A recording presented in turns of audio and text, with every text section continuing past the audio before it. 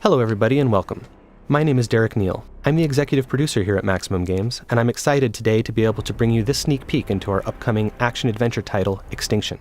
What you're about to see is a small slice of one level, and this is a very early pre-alpha build, so please expect some things to change between this and the final version. With that said, let's get started. Extinction takes place in a lush, vibrant fantasy world, full of painterly textures and bright, rich colors. But this world has come under siege by an organized army of massive otherworldly invaders known as the Reveni, who have begun systematically eradicating humanity off the face of the planet. You play as Xone, one of the last of the Sentinels, a legendary group of warriors with the skills and tools necessary in order to take down these massive foes.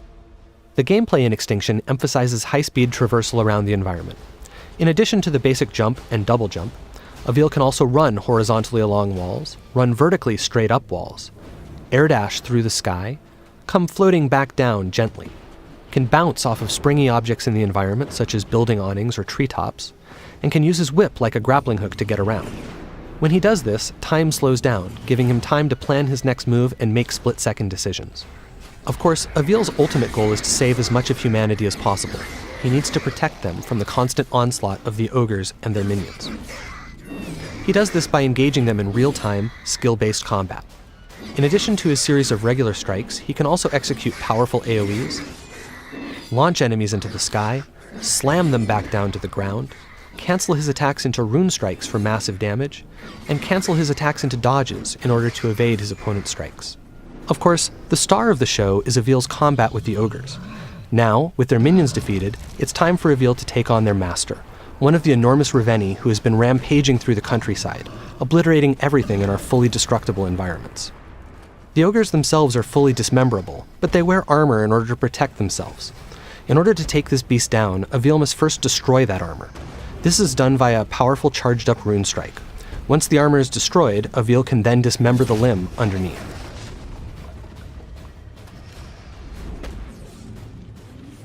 Dismembering limbs like this builds energy which Xone will need to ultimately be able to strike the finishing blow.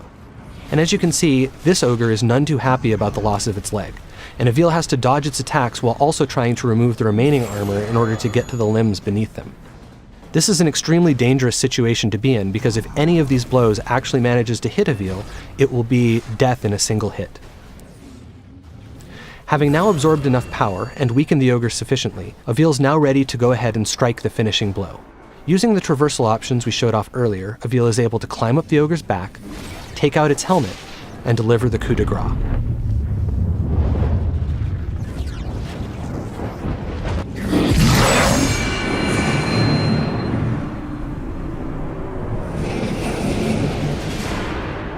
That was a relatively easy fight against a relatively basic opponent, but not all enemies are so simple. Depending on what armor, weapons, and abilities they have, each ogre presents its own unique challenges, and requires different strategies and tactics to take down. Here, we have an example of an ogre decked out in gold armor. This armor does open up some new traversal options for Xone, but as you can see, it's also much harder to remove. Each piece is protected by multiple latches that must be destroyed in order to remove it. 4 of them on each leg piece, and 2 on each arm piece.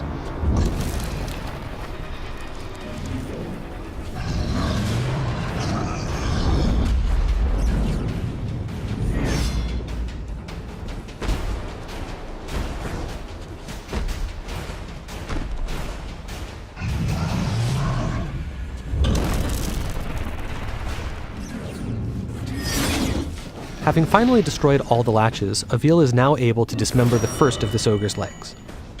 Moving on to the arms, however, is now much more difficult, as they are constantly moving, making it hard to target those tiny latches.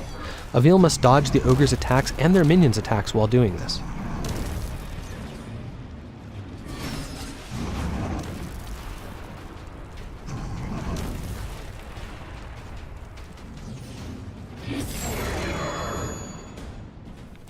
It has now taken sufficiently long to take down this ogre that its leg has regenerated, and it stood back up, but it no longer matters. Flush with energy from his last kill, Xone is ready. He climbs up the back of the ogre and is presented with one final challenge, staying up there long enough to take out its remaining armor. First, he removes the helmet, and then the collar. With these two obstacles out of the way and its neck exposed, Avil can finally go in for the kill. And so, the second ogre falls.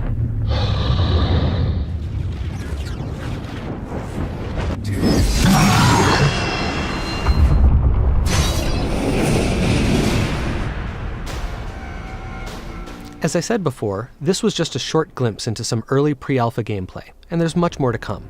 Go to Extinction.com to keep up with all the latest news and reveals, and I'll see you next time.